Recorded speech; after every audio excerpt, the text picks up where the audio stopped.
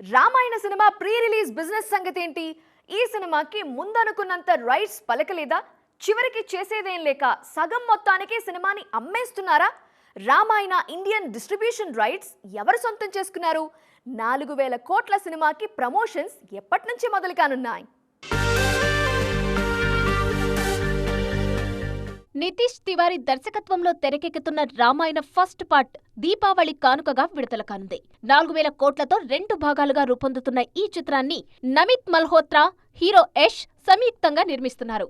ఈ cinema Indian distribution rights ను ధర్మా production సొంతం చేసుకుంది. గతంలో బాహుబలి 2.0, ది ఘాజీ అటాక్, దేవర లాంటి సినిమాలను ధర్మా ప్రొడక్షనే విడుదల చేసింది.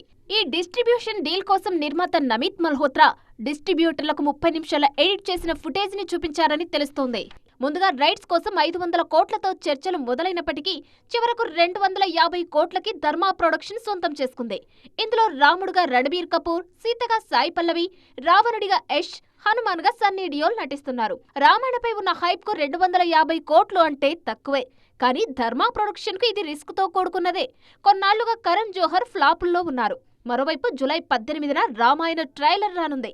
రిలీజ్ కు 2 నెలల ముందే ట్రైలర్ రిలీజ్ చేసి హైప్ పెంచాలని చూస్తున్నారు మేకర్స్. మొత్తానికి బిజినెస్ పరంగా రామాయణ నెమ్మదిగానే అడుగులేస్తుంది. రిలీజ్ తర్వాత దూకుడు పెరుగుతుందేమో చూడాలి.